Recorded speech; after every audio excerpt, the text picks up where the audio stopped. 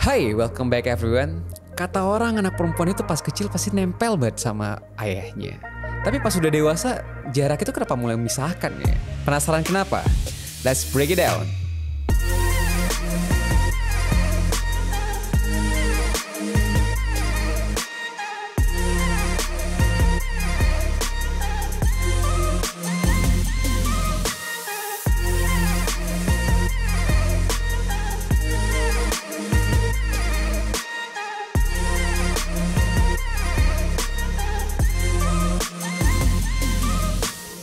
Jadi beberapa waktu lalu itu gue baru menemukan sebuah konten yang sangat menarik.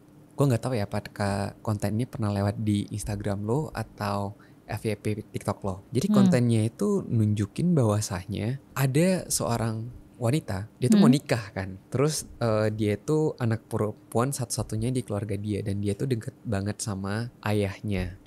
Nah di pernikahan itu ayahnya itu bikin speech lah. Sejenis wedding speech buat anaknya untuk pesan juga ke suami si anaknya ini. Dari speechnya itu ada satu kata-kata yang menurut gue ini menarik banget. Dia yang bilang kayak gini, tolong jagain putri saya baik-baik dengan seluruh nafasmu, dengan seluruh jiwamu, gue lupa. Kalau misalnya suatu saat nanti kamu udah gak mencintai putriku, kamu udah gak sayang lagi sama putriku, jangan sakiti dia, tapi kembalikan sajalah dia kepadaku. Dia bilang kayak gitu.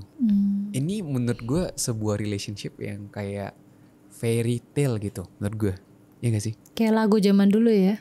Kembalikan aku pada orang tuaku. Anjir ya bener banget. Itu lagu siapa ya? Itu lagu di luar kop gak sih? Lagu bapak gue. Pulangkan saja. Iya. Gue tahu Anjir lagi. gue tahu lagi. Anjir emang tua banget kita. Iya. Pulangkan saja aku pada ibuku atau ayahku, itu liriknya. Wah gila, hafal loh dia. Iya karena ya saya lahir tahun 97, jadi pas bayi mungkin saya dengar lagu itu ya, jadi dulu lebay. Tapi menurut gue ini menarik banget karena itu tuh hanya kayak terjadi di drama-drama ataupun film Disney gitu loh, kayak romantisasi tentang hubungan orang tua dan anak yang sangat ideal ini. Menurut gue hanya terjadi di sana. Faktanya yang gue lihat di sekitaran gue adalah malah anak-anak itu pas kecil itu deket sama orang tuanya.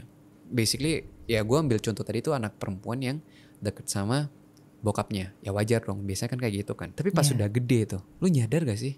Kebanyakan orang itu mulai menjauh loh. Kayak seakan-akan tiba-tiba ada jarak gitu. Biasanya kenapa tuh J?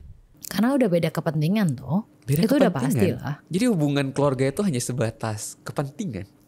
Karena alasan, jadi gini. Lo tuh menjauh bukan karena lo sudah tidak mau lagi. Lo menjauh karena kalian punya kepentingan yang berbeda gitu. Bukan berarti dia udah gak penting. Tapi kalian punya sesuatu yang juga sama pentingnya gitu. Tapi masalahnya di sini tuh yang gue lihat hubungannya itu jadi kayak merenggang banget gitu. Kalau lo pernah dengar tuh bisa diibaratkan kayak apa ya? Acuh tak acuh mungkin. Sekarang gue nanya sama lo. Apa tuh? Kan tadi lu nanya, berarti keluarga tuh sebatas kepentingan aja gitu. Kalau kan lu punya keluarga nih, lu terlahir di sebuah keluarga gitu kan. Ketika lu nanti punya sebuah keluarga, kenapa? Mana yang lebih penting? Coba kalau lu suruh bandingin. Keluarga gue? Dua-duanya keluargamu loh, Hari. Dua-duanya? Ayo loh. Dua-duanya penting? Iya, makanya kalau aku bilang udah beda kepentingan. Karena sebelumnya tidak ada sesuatu yang bisa dipertarungkan di level yang sama gitu loh, ngerti gak sih? Karena sebelumnya tuh gak punya keluarga kita. Dan sekarang kita punya keluarga yang ya gak bisa dipertarungkan gitu. Kayak kamu milih mama apa papahmu, gak bisa kan. Nah tapi, makanya kenapa kok kamu nanya, kenapa sih Cik, kenapa makin gede tuh kita tuh semakin menjauh aja gitu. Karena kita sadar bahwa keluarga tuh akan selalu menjadi bagian dari kita kemanapun kita pergi gitu loh. Jadi sebenarnya renggangnya ini tuh karena tidak sama dengan dulu aja gitu. Dan tidak akan pernah sama karena memang kehidupan kan berjalan terus, kehidupan kan bergerak terus kan. Kehidupan berkembang, bertumbuh terus gitu. Iya, pertumbuhan itu kan erat kaitannya dengan perubahan kan. Ya jelas ketika lu kecil lu gak punya uang, lu gak punya teman banyak, lu gak punya, apalagi dari umur 0 sampai 5 itu kan kita mengimitasi orang tua kan ya, karena satu-satunya teman terbaik kita ya mereka gitu. Benar. Ya kalau kemudian umur 0 sampai 5 ini kita bandingkan dengan umur 6 sampai 10 itu aja udah beda banget. Ketika kita sekolah udah kita pasti punya teman. Apalagi ketika kita mulai SMA itu yang kita mulai punya kebebasan gitu, kita pasti punya banyak teman lagi gitu. Kita punya pacar dan segala macamnya. Hidup tuh berkembang gitu, jadinya merenggang itu bukan sesuatu yang direncanakan untuk menjauhi gitu loh Hari. Itu terjadi secara alamiah ketika kehidupan berkembang aja gitu. Tapi apakah perubahannya itu bisa se-ekstrim itu Ci? Kayak misalnya dulu itu kayaknya pas kecil akur-akur aja, tapi pas gede kayak udah gak akur gitu, malah sering berantem gitu. Lo pernah gak sih nemuin kayak gitu? Gue tuh cari tahu soal kenapa ini terjadi tuh beberapa tahun yang lalu di saat-saat COVID. Jadi saat COVID itu kan banyak pasangan yang tiba-tiba cerai. Bukan selingkuh. Lu pernah dengar nggak? Iya, selingkuh kemudian bercerai gitu maksudnya. Tapi banyak pasangan yang kemudian berpisah justru ketika mereka punya banyak waktu bersama. Oh iya. Nah, kan COVID nggak boleh kemana-mana nih, Bo. Lu pasti di rumah dong. Mau kemana sih? Ya kan, kalau lu nggak di rumah pasti ketahuan nih kemana. Nah, itu selingkuhan kan, makanya jadi ketahuan. Nah, pada saat itu aku mencari tahu kenapa sih kok kita tuh kemudian sama orang yang kita pilih yang terdekat kita, atau ya maksudnya orang terdekat kita tuh kok nggak akur dan malah memilih untuk berpisah gitu. Saat itu gue belajar bahwa ternyata karakter manusia 100% karakter dari 100% karakter manusia 55%-nya pokoknya gue lupa 5545 mana yang mana. Intinya adalah sekitar separuh dari karakter kita itu ditentukan oleh genetika. Nah, separuh lebihnya itu ditentukan dari lingkungan kita. Itulah kenapa orang tua akan berusaha untuk memasukkan kita ke lingkungan-lingkungan yang positif kan, untuk membentuk karakter kita menjadi yang lebih positif menurut mereka ya, yang mereka tahu itu positif gitu maksudnya. Ini juga yang kata orang nature dan nurture itu loh. Yes, nature sifat nurture. Kita nature and nurture. Betul. Itulah tadi kalau kamu nanya kayak kenapa bisa beda banget sih? Ya kemungkinan kalau 50% ini adalah bertolak belakang sekali dengan 50% yang kita bawa. Kemudian tuh kan jadi mixture yang di kita nih kan kayak 50% dituang 50% dituang apa gitu. Hasilnya kan kemudian bisa chemistry reactionnya kan bisa beda banget hasilnya dibanding dari berangkatnya kan. Ya bisa aja kalau misalnya perkumpulan atau perjalanan hidup kita ke depannya tuh ekstrim banget gitu. Misalnya aku tuh baca contoh di mana kayak kalau nggak di Cina tuh di Turki, situlah lupa aku. Kenapa tuh? Jadi ada anak yang kepisah dari orang tuanya karena saat itu orang tuanya tuh sakit apa gimana gitu. Jadi anaknya titipin ke orang terus kemudian something happen bla bla bla, anaknya tuh kebawa orang lain gitu. Terus kan dia pasti berusaha untuk mencari orang tuanya terus kan. Dia tuh bayangan dia ketika dia pulang itu adalah gue akan disayang lagi kayak dulu gitu. Gue akan mengalami kebahagiaannya dulu. Ketika dia pulang, dia tuh lupa bahwa dia tuh sudah berubah sekian belas tahun. Dia tuh menjadi seorang yang berbeda meskipun dia masih mengingat memori yang disayang dulu, tapi ketika dia ketemu 15 tahun kemudian mereka udah jadi dua orang yang berbeda gitu loh sebetulnya. Jadi memori sayangnya itu adalah memori lu 15 tahun yang lalu, which is orang tua lu juga udah berkembang 15 tahun kan. Memang ketika ketemu sayang lagi, tapi ternyata ketika bersama justru mereka memilih untuk kayak mendingan kita sendiri-sendiri deh gitu. Oh gitu? Karena justru berantem kan, karena justru kayak bentrok terus gitu loh. Akhirnya mereka menyadari bahwa gue menyayangi dia satu sama lain karena sebagai keluarga gue. Karena gue merasa bahagia ketika gue punya keluarga gitu. Tapi kalau harus apa sih dia bilangnya sih kayak if you have to dipaksakan. Kayak dipaksakan bersama gitu. Akhirnya justru ya bentrok. Justru akhirnya lu mempertanyakan memori sayang gue itu ternyata salah gitu. Iya sih. Tapi orang tua sekarang itu kayaknya menyikapi hal itu, mungkin perbedaan itu karena kita mungkin bertumbuh atau di lingkungan yang berbeda sehingga mungkin kita menjadi orang yang berbeda. Orang tua kita tuh menganggap kita itu menjadi pembangkang gitu atau apa ya, ngeyel atau bandel gitu.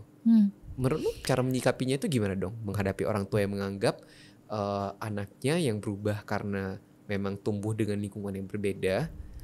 Lingkungan yang berbeda ini bisa dua ya, maksudnya bisa menjadi lebih baik atau menjadi buruk kan kita nggak tahu kan. Cuman perbedaan ini kan sudah pasti berbeda dengan apa yang diharapkan orang tuanya. Nah, sedangkan orang tuanya ini berpikir bahwa anaknya itu berubah jadi nggak nurut sama orang tuanya. Menurut lo cara menyikapinya gimana dong? Oke, gue kasih permisalan suatu yang semoga lu relate ya. Apa tuh? Misal orang tua lu tuh ketemu mama lu dan bapak lu gitu ya. Mereka membangun hubungan rumah tangga, kemudian warna hubungan rumah tangga itu adalah kuning gitu ya. Oke, Kuning itu menggambarkan apa ini? Misalnya kuning. Enggak, kuning aja. Maksudnya warna karakter, bukan kayak kuning keemasan, bukan maksudnya karakter rumah tangga itu lah kuning gitu misalnya. Konstanta lah, kita anggap konstanta. Konstanta kuning gitu. X-nya tuh kuning. Kemudian lu terlahir di rumah itu gitu ya. Berarti kan seharusnya kalau lu dibesarkan di keluarga itu lu akan berwarna kuning, benar nggak? Harusnya. Ya kan, sampai akhirnya lu pelan-pelan, kemudian lu bertumbuh ketemu orang, segala macamnya lu ditempa masalah yang berbeda dengan mereka dan segala macamnya. Nah ternyata masalah-masalah yang datang itu tuh kira-kira warnanya biru gitu, kesedihan, apa-apa, lo jadi ditambah biru gitu. Jadi kan lo tadi kuning gitu kan, terus lo ketemu sama biru pelan-pelan. Sulit sekali untuk lo bertahan kuning gak sih? Nangkap gak maksud gue? Lo pasti pelan-pelan berubah hijau kan? Iya. Kuning karena, plus biru jadi hijau. Iya, karena ada traits manusia yang nature dan nurture tadi. Lo pelan-pelan jadi hijau kan? Karena itu terjadi sangat pelan gitu ya Hari ya, sehingga kita tuh nggak sadar bahwa ditambah biru dikit, awalnya kan tetap kuning, tambah biru dikit tetap kuning, satu titik loh kok hijau tiba-tiba gitu loh, kelihatan loh kok hijau gitu. Padahal orang tua lo itu selalu bersama dan mereka selalu mengembangkan di warna yang kuning gitu. Nah kemudian pertanyaannya, ketika kuning ketemu hijau, ya pasti bentrok kan, karena kuningnya bingung gitu loh, kok lu jadi hijau gitu loh, padahal gue ngembangin lu kuning gitu loh. Jadi gak harmonis. Hijaunya juga bingung gitu loh, gue kan tetap bagian dari elu gitu loh. Gue tuh jadi hijau bukan berarti gue tahir hijau, gue tetap hijau karena segala hal yang terjadi gitu kan. Nah kemudian kalau lu nanya sama gue kayak gimana caranya untuk menyikapi orang tua pembangkang ini, kita sebagai warna hijau gitu ya, kita tuh kan tahu rasanya jadi kuning ya. Iya. Sedangkan mereka tidak tahu rasanya jadi hijau gitu. Satu-satunya yang bisa kita lakukan adalah sebagai warna hijau adalah ya udah, kita harus mengingat lagi sisi kita yang kuning dan ya sudah menyikapi mereka dengan cara bagaimana mereka ingin disikapi aja gitu. Karena kalau misalnya lo nanya sama gue, tapi kan mereka harus tahu kalau kita tuh berubah hijau bukan karena kita mau, itu kan karena terjadi secara tidak sengaja gitu kan. Iya, tapi kan mereka nggak pernah ketemu biru nih. Mau lu ngemeng sampai kayak apa juga nggak akan, ya sampai lu biru juga mereka nggak akan ngerti gitu loh. Oke, tapi masalahnya gini Ci, ada beberapa orang tua yang mengerti bahwasanya oke, anak gue udah jadi hijau nih, gue kuning, tapi masih bisa ada keharmonisan dalam keluarga itu. Masalahnya berbeda nih, warna dan Bhinneka Tunggal Ika ya, berbeda-beda tapi tetap satu ya. Insya Allah Indonesia, anjir. Terus tapi masalahnya Ci, kenapa bisa ada keluarga yang tetap bisa harmonis walaupun udah tahu anaknya hijau, dan ada keluarga yang menjadi tidak harmonis karena udah tahu anaknya jadi hijau? Kenapa bisa ada dua perbedaan yang seperti itu? Iya, itulah manusia ya Hari. Kalau misalnya lo nanya kayak kenapa kok itu terjadi, bisa jadi gini, kan lo juga nggak tahu nih. Meskipun dia sebut kuning dan hijau, tapi siapa tahu kuningnya itu juga mendekat-dekat ke hijau, hijaunya tuh juga masih ke kuning-kuningan gitu. Jadi tuh sebenarnya beda, tapi nggak beda-beda banget gitu. Nah sedangkan yang satunya tuh mungkin kuning pekat dan yang satunya tuh hijau pekat gitu. Lucunya adalah, gue kasih tahu, lu bayangin sendiri deh, lu analogi sendiri. Orang yang kuningnya tuh nggak pekat, dia akan menghasilkan hijau yang nggak pekat kan. Nangkap gak? Ketika lu tuh gak terlalu firm sama keyakinan lu, anak lu tuh juga akan mirip-mirip sama lu gitu. Jadi kalian tuh justru bisa bersama ketika lu tuh gak terlalu pekat gitu. Tapi kalau lu tuh pekat, ya lu akan menghasilkan hijau yang pekat gitu. Jadi sikap yang datang dari lu, gimana ya, hasil yang lu lihat di anak lu itu adalah trigger dari lu juga sebenarnya. Semakin kuat karakter lu, hasilnya akan semakin kuat. Ya kan, reaksi kimianya gitu kan. Apa triggernya ya hasilnya akan seperti itu. Jadinya kemungkinan ya warna yang kalau yang awalnya udah sama-sama fleksibel ini ya akan ketemu aja gitu. Meskipun warnanya beda ya memang karena triggernya udah beda, udah santai gitu. Tapi yang satunya triggernya emang udah kayak bold aja. Ya gue gini, ya satunya ya gue gini gitu. Ya tapi kan itu menimbulkan ketidakharmonisan kan. Ketidakharmonisan itu yang bahkan ya Ci ya bisa menimbulkan perceraian bahkan. Pada akhirnya kembali lagi ke ego lah kalau itulah. Ego. Iyalah. Kalau itu kan sebenarnya kan sama aja gini dong kayak kalau pernah pacaran nih, kan kita pasti nemu orang yang warnanya berbeda dong. Kita ada ketertarikan sama orang itu kan. Kalau sama tuh kita nggak tertarik Hari. Itu hanya ego. Loh, kalau kita ketemu orang yang sama tuh nggak akan tertarik. Kita berusaha untuk mengubah orang kayak kita tuh hanya ego.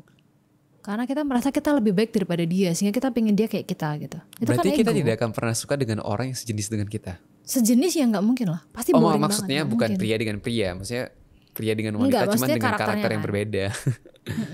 Kalau karakternya sama persis, hubungannya nggak akan seru gitu, nggak akan ada cukup friksi yang membuat kalian bertumbuh bergerak bersama gitu. Kalau sama persis gitu pasti boring banget. Meskipun iya nggak ada masalah ya, tapi ya bisa jadi malah ada perselingkuhan tuh karena mungkin boring tadi. Itu gue udah sering menemukan juga. Oke, bentar itu tentang relationship mungkin. Ya. Oke, nah itu balik lagi kita ke keharmonisan, ke warna gitu.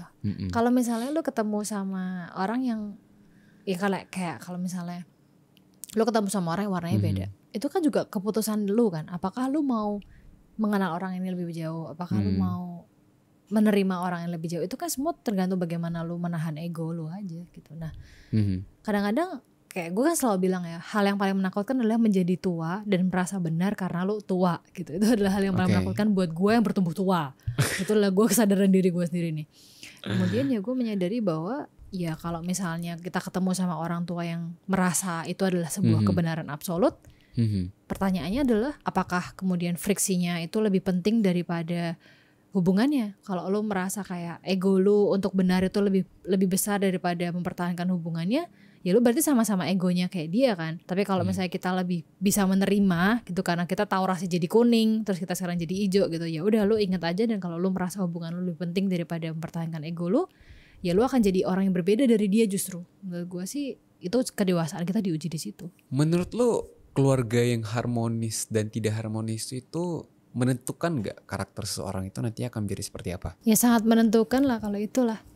Kayak orang kita tuh kan terbentuk dari 50% nature tadi kan. Ya kita kan nature tuh. Ya bagaimana kita dibesarkan tuh akan bagaimana lu dididik itu akan terbentuk sebuah map. Bayangin aja badan lu tuh kayak punya map gitu ya, punya memory muscle lah gitu. Sesuatu gitu. Bagaimana lu dididik, lu akan kemudian mencari kompensasi itu dalam kehidupan lu gitu. Misalnya lu kurang kasih sayang, misalnya keluarga lu gak harmonis gitu. Kompensasi lu nanti dalam kehidupan lu adalah lu akan jadi clingy sama orang gitu misalnya. Karena lu merasa butuh banget disayang gitu. Atau lu jadi avoidant sama orang karena lu takut banget dekat sama orang, karena lu nanti akan disakiti gitu. Itu akan jadi manifestasi yang lu akan hidup sama itu kalau lu gak menyadari itu dan berubah ya. Nah tapi gimana ya, kadang gue ngerti ya dengan ketidakharmonisan, biasanya ya dalam ketidakharmonisan keluarga membuat orang itu berubah menjadi seseorang yang baru. Entah itu lebih baik atau lebih buruk, yang membuat warna dia menjadi sangat berbeda dengan keluarga dia sebelumnya. Cuman yang menjadi masalahnya adalah karena perubahan itu kan timbul ketidakharmonisan. Kan tadi kita udah sempat nyinggung bahwasanya ketika berubah pun kadang masih ada aja yang bisa tetap harmonis, ada aja yang menjadi tidak harmonis. Nah, yang menjadi tidak harmonis ini kan yang menjadi yang masalah kan. Karena ketidakharmonisan ini membuat hubungannya itu menurut gue jadi saling menyakiti nih. Satu sisi orang tuanya bakal berpikir bahwasanya, oh kenapa anak gue ini makin dewasa malah makin susah diatur, malah makin sering melawan orang tuanya, tidak sesuai dengan apa yang dididik sama orang tuanya. Paradoxically, anaknya berpikir bahwasanya, lah kan sekarang zaman kan udah berbeda kan. Mungkin apa yang diajarkan orang tua gue tuh udah gak relevan lagi dengan apa yang terjadi sekarang. Seharusnya gue tuh beradaptasi dengan lingkungan baru supaya gue bisa survive di zaman ini gitu loh. Dan perubahan itu yang bisa membuat gue tuh menjadi orang lebih baik. Nah, selisih paham ini nih yang mungkin kita temukan gimana ya, banyak terjadi di keluarga-keluarga di luar sana yang mungkin keluarga gue juga, keluarga kita juga. Menurut lo apa dong yang harus kita lakukan kalau misalnya terjadi seperti itu? Ketidakharmonisan yang sama-sama sebenarnya masuk akal, reasoningnya sebenarnya masuk akal. Cuman permasalahan ini menurut gue kayak permasalahan yang akan terus berulang, tapi nggak pernah ketemu jalan keluarnya gitu loh menurut gue. Betul. Kalau kesimpulan lo adalah ini adalah masalah yang sudah terjadi berabad-abad dan tidak pernah ada penyelesaiannya, itu betul. Karena ada sebuah buku yang judulnya The Book You Wish Your Parents Read, apa ya? Pokoknya intinya adalah buku yang kamu harap dibaca oleh orang tuamu gitulah. Gue sering banget. Maksudnya gue sering banget dengar itu bahkan gue pernah dapat konten yang mengatakan bahwa soal itu dan maksudnya lo harus share ini ke orang tua lo gitu loh. Tapi konyolnya adalah gue nggak pernah nge-share. Ya, kemudian kan kita tahu karena kita nggak nge-share karena kita tahu bahwa konsekuensinya lebih tidak menyenangkan daripada rasa sharingnya gitu kan. Lebih daripada benefit yang mungkin didapatkan tidak acuh gitu. Kali. Tidak acuh makanya mungkin. Kita merasa konsekuensinya terlalu besar untuk kemungkinan yang belum tentu datang gitu kan. Terus? Karena sebenarnya di setiap komentar kalau misalnya gue ngebuka TikTok, ngebuka Instagram atau apa itu tuh banyak yang komen di ya TikTok kita atau Instagramku juga, dia ngomong kayak susah banget sih, serius susah banget ngomong ke keluarga daripada ke orang lain. Itu tuh betul Hari. Tapi kalau lu nanya sama gue tuh kenapa ya? Karena gini, balik lagi ke analogi warna tadi ya. Lu tuh tahu bahwa mereka tuh kuning gitu. Dan lu tuh tahu lu sekarang sudah hijau gitu. Sulit sekali ketika lu sudah menjadi sebuah warna yang baru. Sulit sekali, aku tadi ngomong tuh kan permisalan doang ya. Sulit sekali untuk kita tuh mengingat lagi rasa jadi kuning, ngerti gak sih? Kayak, dan untuk mengerti kenapa mereka tetap kuning sih, sekarang tuh udah hijau loh zamannya gitu. Jadi sulit sekali untuk kita tuh mengingat apa yang dulu mereka lakukan. Tapi di satu sisi kita juga masih inget rasanya. Jadi kita tuh gak benar-benar relate cara pikirnya karena udah lama banget gitu ya. Tapi kita masih inget rasanya jadi kuning gitu.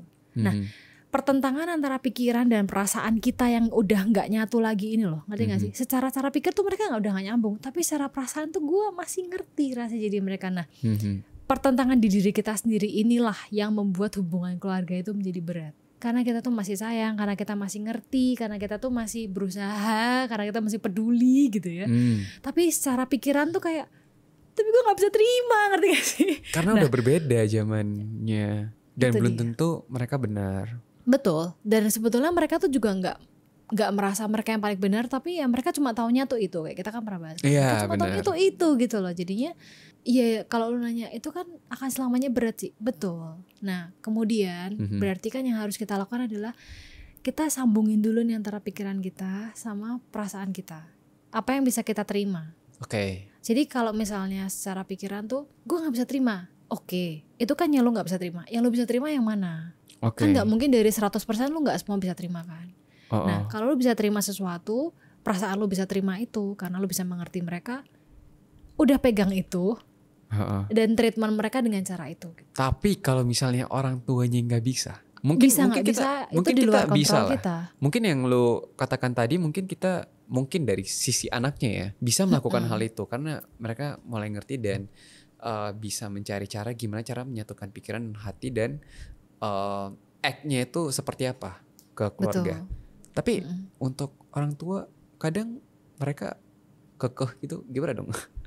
Yang aku percaya ya Hari, kalau mereka tuh memang dasarnya udah keras, kemungkinan kita juga jadi keras karena udah karakternya dididik nih. Ya kan?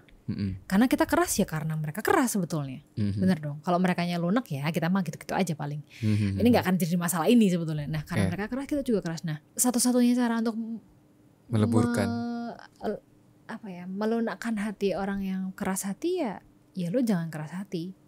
Nah jadi kalau gue tadi bilang lu harus pegang satu cara yang lu yakini bisa terima dan lu treatment itu ke mereka dengan cara terbaik gitu ya. Jadi ya di satu titik mereka tuh mungkin mereka nggak akan ngerti lu, tapi mereka nggak akan mengganggu. Yakin? Karena gue sih yakin itu. Karena mereka udah ngeliat lu berusaha banget gitu. Gue tidak ya. Nah, gue juga dulu mikir gitu. Gue lebih dari 5 tahun, 7 tahun lebih lah. Ada di posisi dimana mereka gak akan ngerti. Karena pemikiran itulah gue tidak berusaha. Berusaha untuk membuat mereka mengerti. Iya, gue tidak berusaha untuk mencari dulu apa sih sebenarnya persamaan gue sama mereka yang sekarang masih ada. Terus gue berusaha untuk treatment mereka dengan cara itu dulu. Itu gue baru melakukan itu setahun 2 tahun belakangan ini ketika gue udah capek berantem gitu.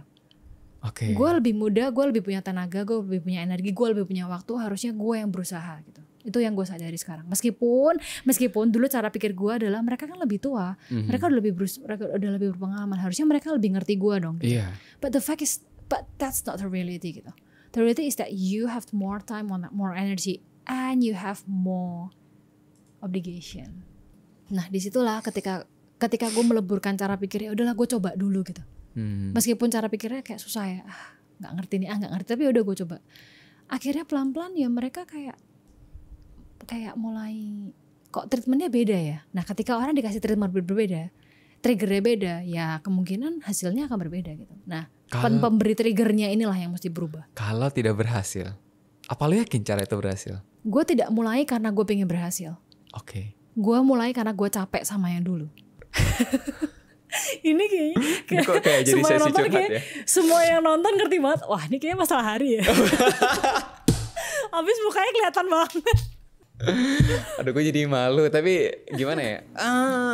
Ya mungkin menurut gue masalah ini tuh sering ditemui di kasus keluarga kaum kita ya.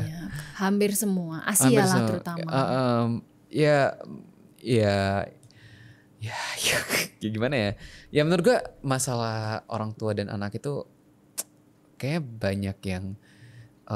banyak masalah yang terjadi antara orang tua dan anak, dan yang mungkin kita itu nggak tahu gimana cara harus menyikapinya gimana, dan itu mungkin bukan hanya terjadi di keluarga kaum kita gitu, kaum Cina gitu, tapi keluarga Asia kalau bilang semuanya. Kan kayak tadi kita sempat ngomong, alasannya tuh cuma satu, ya karena dia mamahku atau ya karena dia papahku, sehingga omongan itu tuh membuat kita merasa kayak harusnya dia ngerti gue dong gitu. Ada sebuah ekspektasi yang kita taruh ke mereka gitu. Tapi di satu sisi kita juga tahu bahwa mereka menaruh ekspektasi ke kita. Nah pertengkaran ini loh yang nggak akan pernah ketemu Hari. Jadi akhirnya ya udah cari tengahnya. Oke, lu naruh apa ke gue naruh apa ke lu, cari tengahnya. Pertengkaran apa yang bisa dipegang? Pertengkaran ekspektasi itu yang membuat tiap keluarga menjadi punya masalah masing-masing. Dan mungkin masalah itu terus berulang. Iya, ya karena jarang diomongin. Kenapa hal itu tidak ditemukan di keluarga yang bukan kelihatan ya, di keluarga yang harmonis? Sebetulnya keluarga yang harmonis itu kan kita nggak tahu kelihatannya aja dari luar ya kan. Oke, apa bedanya dong keluarga yang harmonis dengan keluarga yang gitu? Maksudnya kenapa mereka bisa berbeda gitu? Apakah ada treatment khusus yang membuat mereka jadi bisa lebih mengerti? Jadi gue punya teman, dia tuh berasal dari keluarga yang dia nggak dekat sama orang tuanya. Terus redemption atau revenge dia itu adalah dengan cara dia mengkomunikasikan segalanya dengan anaknya. Dan semakin kesini gue bisa melihat tuh agak-agak aneh ya, karena semua detailnya tuh anaknya cerita gitu. Kayak gue merasa gue dulu sebagai anak tuh gak akan cerita itu gitu. Tapi makin kesini dia merasa kayak ya itu adalah cara dia untuk membangun hubungan yang dengan terbaik menurut dia. Nah tapi lucunya adalah semakin lu membebaskan komunikasi itu, semakin dua arah. Banyak orang merasa keluarga temanku ini gak sopan anaknya. Oh iya? Iya, karena benar-benar di counter sama anaknya. Kayak jadi temanku tuh bilang, kira temanku mamanya ya, maksudnya bukan anaknya ya, temanku yang mamahnya. Iya.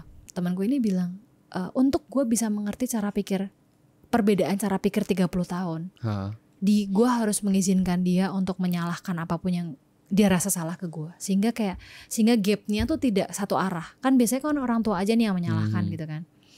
Tapi kan sebenarnya kan kemudian untuk orang tua sadar dia salah nih, kalau misalnya ditunda 30 tahun, kapan dia sadar mau 60 dia salah gitu kan. Jadi temanku tuh bilang dia harus sering memaparkan gue pada kesalahan-kesalahan gue yang menurut dia salah gitu. Jadi misalnya gue habis ngomong A, teman gue bilang gitu ya, terus kemudian aku nggak menjalankan A, teman gue bilang gitu kan. Nah dia harus ngingetin gue tuh tidak menjalankan apa yang gue omong sendiri gitu. Nah itu dia yang membuat kemudian keluarga mereka tuh kayak deket banget gitu. Gue ngeliatnya sih gitu ya. Tapi orang lain, maksudnya perkumpulan mamah-mamahnya dia gitu ya, itu sering bilang bahwa anaknya tuh nggak sopan karena anaknya selalu bilang ke mamahnya kayak, mama tuh salah kayak gini gitu. Sedangkan anak-anak yang lain kan nggak mungkin berani. Ya kemungkinan nggak ada di kumpulan dia nggak ada gitu. Kayak gitu. Nah, terus pandangan lu gimana? Pandangan gue sebenarnya nggak punya judgement sih. Gue cuma melihat itu cerita keluarga lu, ini cerita keluarga dia. Gue sebenarnya kayak udah kayak gitu sih. Gue nggak punya kayak inilah keluarga yang harus gue contoh gitu. Gue sampai sekarang nggak tahu, karena kan nantinya kan gue nggak sendiri ya. Maksudnya kalau misalnya bangun keluarga kan dia juga didukung suaminya gitu loh. Maksudnya suaminya juga open pada itu dan suaminya juga oke. Tapi kalau nanti misalnya ketemu sama suami yang kayak misalnya diktator gitu, tirani gitu ya kan nggak akan bisa lah kayak gitu cara pikir. Patriarki.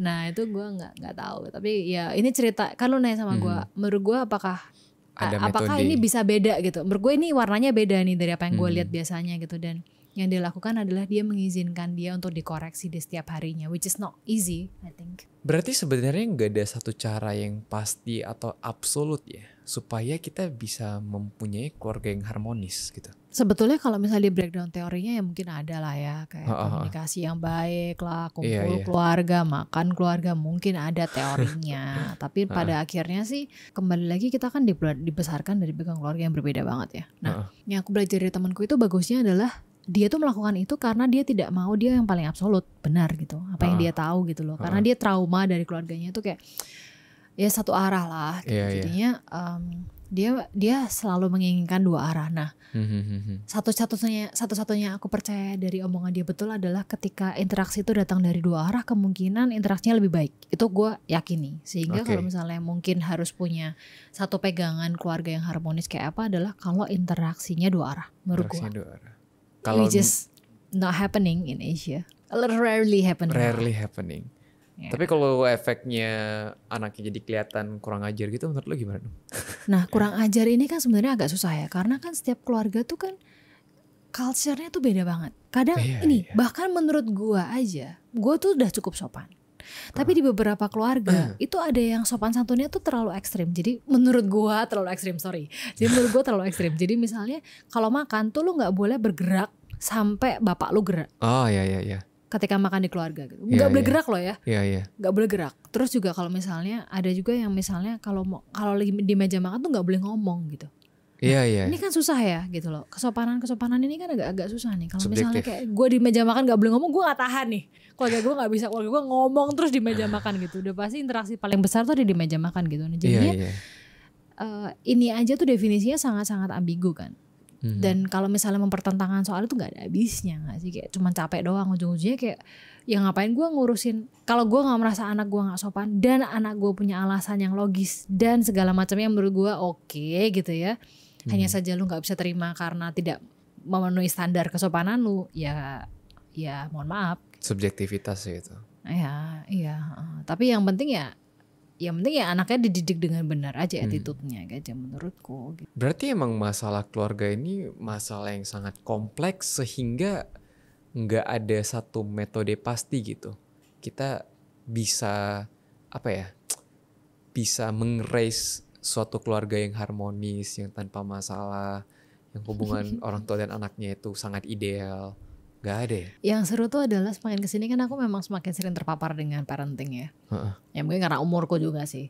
Tapi maksudku ya papaku sih sering bilang susahnya jadi orang tua adalah karena ya gak ada orang yang pernah jadi orang tua gitu loh. Ya pasti semua orang pertama kali jadi orang tua, gak paling kehidupan kedua gitu kan. Jadinya ya memang gak ada cara yang paling benar. Dan meskipun keluarga tidak hanya digerakkan oleh orang tua ya kan. Tapi ya trigger pertama kan datang dari ayah dan ibunya yang mengeluarkan anak itu ya gitu. Jadinya ya intinya mah kehidupan mah gak ada yang paling benar aja Hari. Kayak lu hidup ya paling benar paling salah agak susah gak sih? Semakin kesini lu semakin menyadari itu gak sih? Iya, tapi kalau misalnya hal itu bisa dimengerti sama orang tua, kayaknya kehidupan akan lebih gampang gitu. Gue mau nanya deh. Gue tuh sering nanya sama temen gue yang gak suka sama keputusan hidup anaknya ya. Aku nanya, bapak tuh beneran gak ngerti sama kehidupan dia? Atau bapak gak percaya sama dia? Atau bapak tuh gak mau terima aja kalau dia bener? Gue nanya itu sama temen gue sih agak luas ya range-nya waktu itu dia udah tua lah gitu. Pertanyaan terus kan dia diem. Terus dia ngomong, saya bisa ngerti sebenarnya kenapa dia kayak gitu. Karena saya sebenarnya ngelihat kehidupan sekarang ya udah berubah dari saya. Jadi sebenarnya dia ngerti Hari. Kalau secara otak ini dia bisa nerima nih orang tua ini. Wow. Kemudian gue nanya, apakah bapak nggak percaya aja? Terus dia kayak, iya mungkin karena di mata saya dia masih anak kecil yang susah, yang intinya dia bilang kayak dia tuh masih anak saya loh, dia bilang gitu. Jadi perasaan ya dia tuh tetap anak-anak gitu loh. Jadi untuk percaya sama dia tuh gimana sih rasanya tuh susah, dia bilang gitu. So trust maybe also the issue gitu ya. Terus yang terakhir, apakah bapak tuh takut dia benar gitu gampangannya kayak jangan-jangan dia yang benar gitu kan. Dan jadi ada perasaan kayak kan gue orang tuanya gitu loh. Harusnya kan dalam tanda kutip gue yang lebih tahu gitu kan. Apa yang gue arahkan harusnya lebih benar. Terus dia bilang, iya mungkin ada perasaan itu juga ya. Kayak saya takut kehilangan anak saya kalau kayak kan orang tua tuh kan diikuti ketika dia memberikan arah gitu, nangkep gak sih? Nah ketika dia udah merasa anak ini udah benar-benar lepas sendiri, udah jalan sendiri, udah bisa sendiri tuh dia kayak merasa kehilangan anak. Nah, perasaan ketika gue nanya itu sih, ya gue akhirnya, ya dia sih akhirnya, ya tapi saya intinya mah, ya udahlah intinya dia tuh anak saya, jadi kayak apapun yang dilakuin tuh salah itu kayak gitu.